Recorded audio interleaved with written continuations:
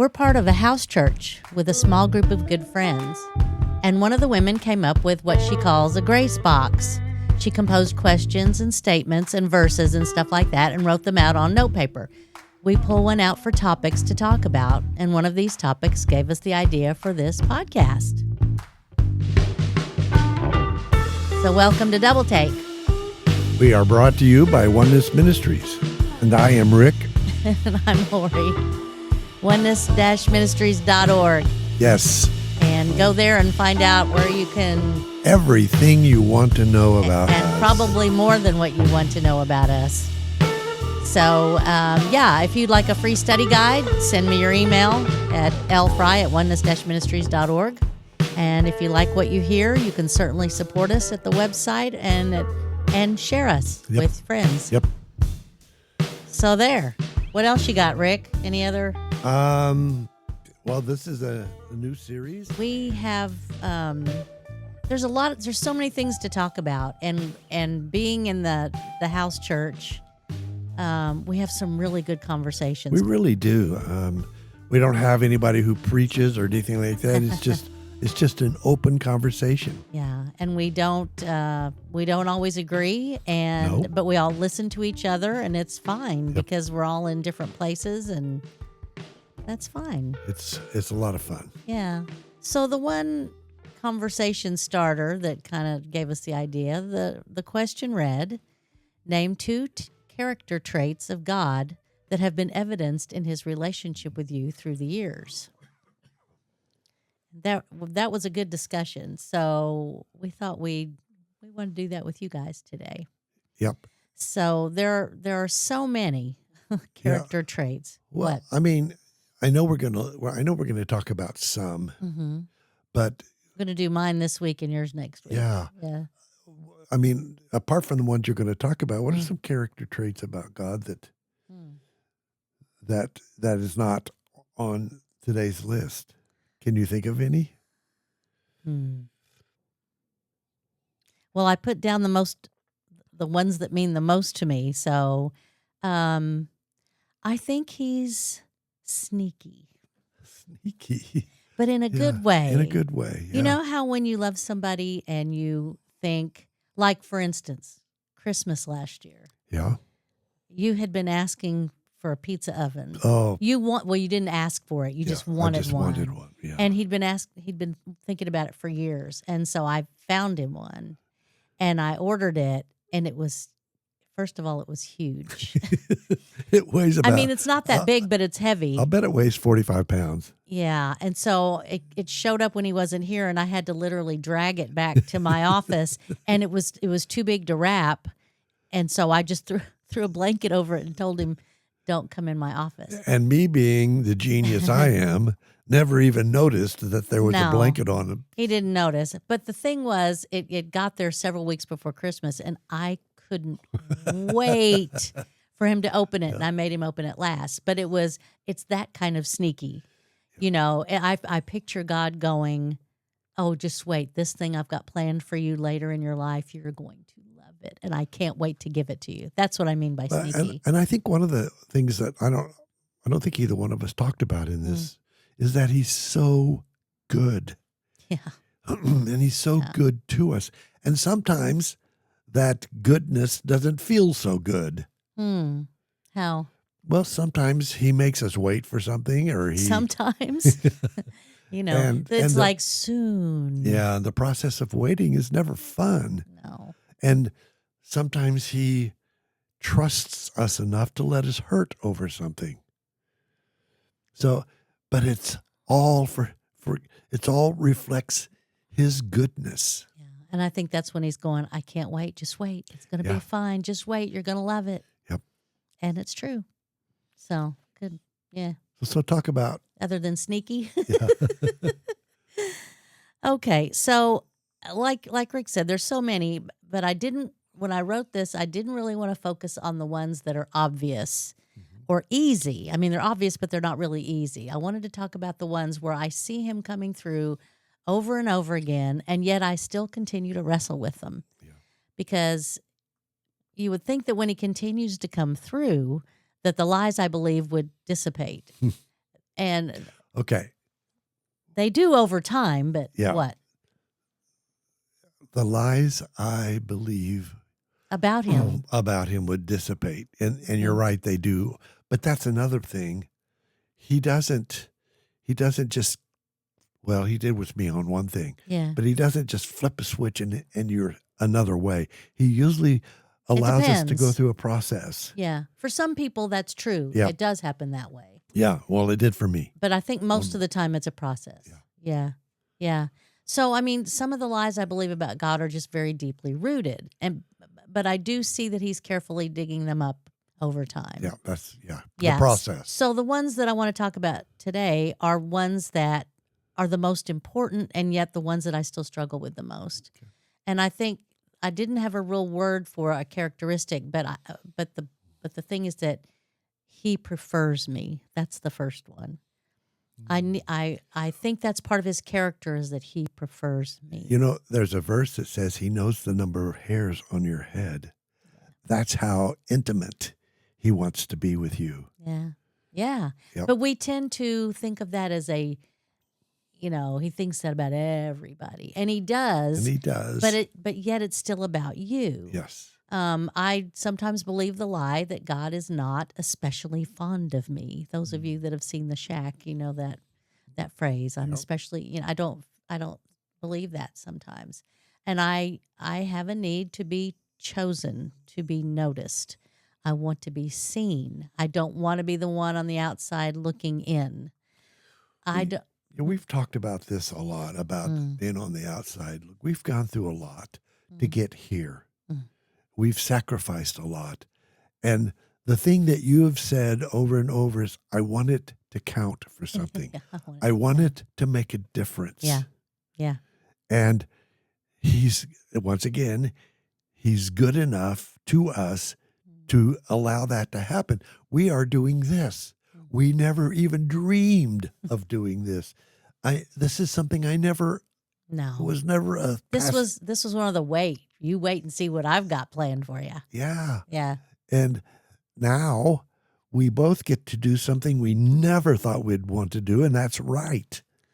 And I still don't write it. I still don't know how much I like writing, but even though I'm writing a book right now. Yeah. So anyway, go ahead. I'm sorry. Well, that's okay. I mean, the other things that I feel like is I don't want him to take me because I prayed the prayer and now he has to. Yeah. Sometimes I feel that way. And I need for him to know me and still like me. And I want him to think I'm special. Those are all the things that I struggle with still feeling. Yeah. What?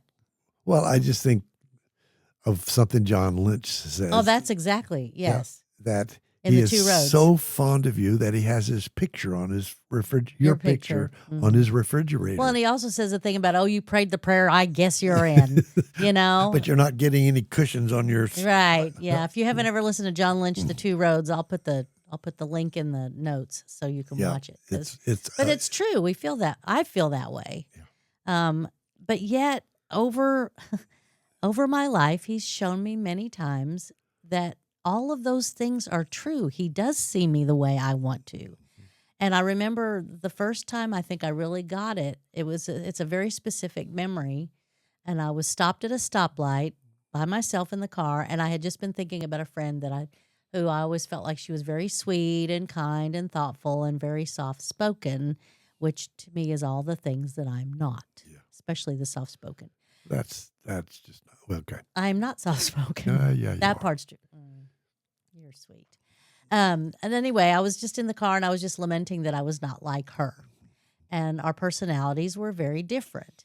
And it was like a bolt of lightning. And the thought just came to me. He said, I gave you your personality and I love your personality. And I remember saying, I'm sitting alone in the car and I just went, oh, out loud. And it was the first time I ever realized that. Yeah.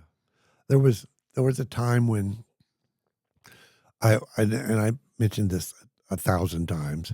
Oh, good. Do 1,001. 1,001, I was an artist.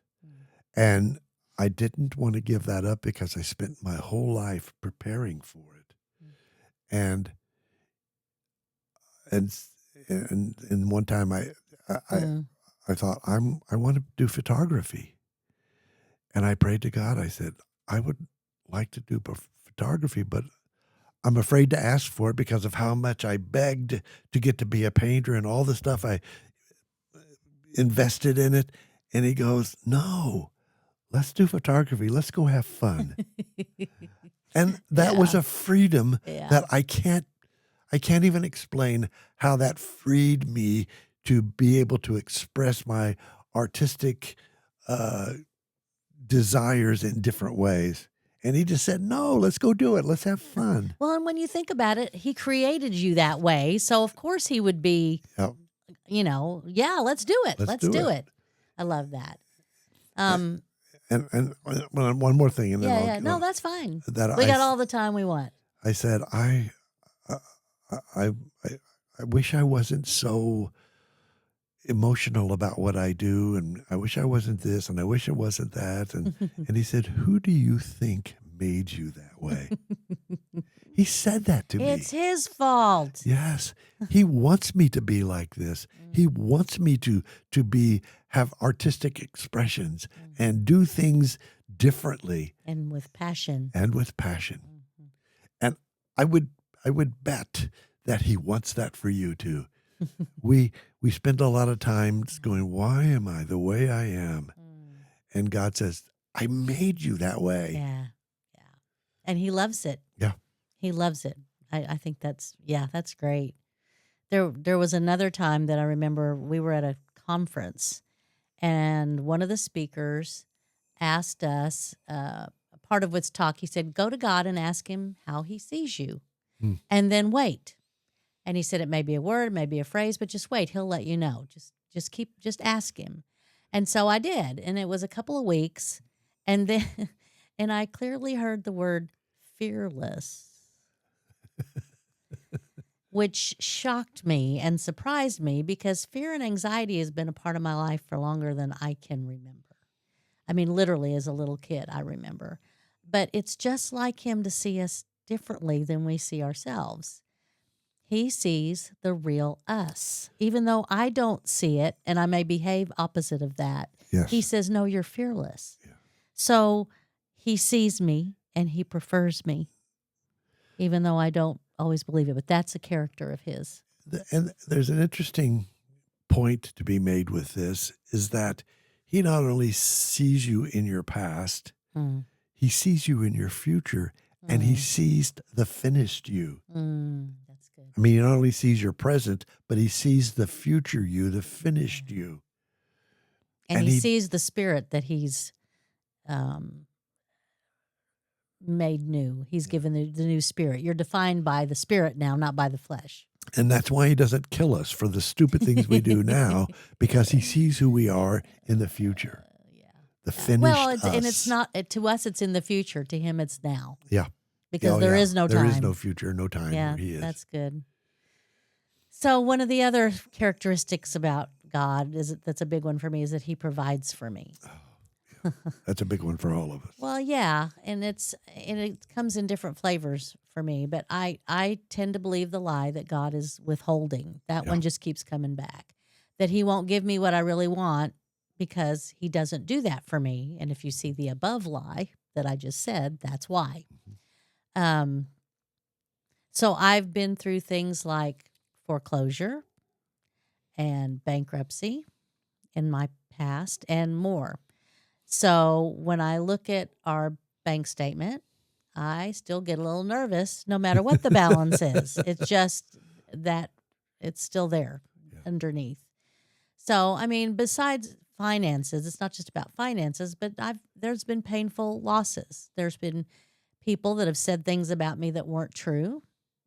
And I've lost friends and I've lost most of my family. So, but that contributes to the withholding belief. But yet he's provided. One time a friend stopped by and just happened to give us cash. Just gave us cash in the amount of a car payment. At a time when we needed it really bad. Yeah. In fact, I remember arguing with her. And she looked at me and she goes, hey, You just take it up with God because He told me to bring this to you. You remember? Oh, yes. Yeah. Yes. So we've never missed a mortgage payment. We've always had food in the house. Donors that are so ridiculously generous have taken care of us. Yes. And it always happens at the right time. And there's been struggles. There's been times that have been very lean. There's been I'm not saying that it's never tough, but He comes through. Well, you just mentioned another character that I don't think either one of us has mentioned is that He is faithful. Yeah. He is faithful. And He will always be faithful. There's never going to be a time when He's not faithful. Mm-hmm. Yeah. So He's provided, though, now new friends. We've lost friends, but we have new friends. And He's rekindled some old friendships as well, which is always good. And He provided for me a man who is really my best friend, for real. And He provided us a safe, peaceful home with lots of laughter. We laugh a lot. I used to hear that. People would say, oh, my husband or my wife is my best friend. And I just go, whatever. Me too. But now it's possible. I know what it means. Yeah. Now I can say it. Yeah. Now I can live in that truth about having a best friend. And it's good to come home. Yes, it's good to come home because God is faithful. Yeah. So not only is He my provider, but He provides things I didn't even ask for. That's a whole nother podcast, but that's part of what He does. One of the other things that is part of His character towards me is that He's gentle with me. That's that one I didn't realize for a long time, because I believe the lie that He's harsh, that I just need to suck it up and deal with the things I'm afraid of, and I'm afraid of a lot of things. You made this bed, you lay in it. Yeah, there's a lot of things that I'm afraid of, but I feel immature and silly because I'm afraid of so many things. Yeah. So I thought He was going like, okay, look, just you're on your own. You deal with this. And that's not true. So one of the things that I'm afraid of, which is embarrassing, is an irrational fear of the dentist. I've had it my whole life. It's just overwhelming. And a few years ago, I had to have some major work done. And I was just having trouble dealing with it. I was having physical symptoms of anxiety. I couldn't sleep. It was just awful. And I couldn't avoid it. And but a couple of days before my appointment, and I was telling God that I dread this. I don't want to do this, and I need You to help me do this. And it was, I heard Him say, I'm clearing my schedule to go with you. Gosh. I swear. And I laughed. But it was just so, it was exactly what I needed to hear. Yeah. It was exactly what I needed to hear. Now I still had to go, and do it. But I went with that sweet little kind of funny thing of I'm clearing my schedule. God's clearing His schedule to go with me. Well, and that's another character that we probably wouldn't have thought of, but he's got a sense of humor. Yeah, no kidding. Okay. Go ahead. I hate the phrase "have a blessed day."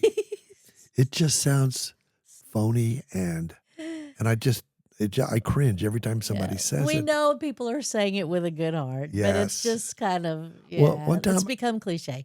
One time I was driving home I had gone camping down at the Wichita Wildlife Refuge. Yeah. And I was driving back, and I spend that time in prayer.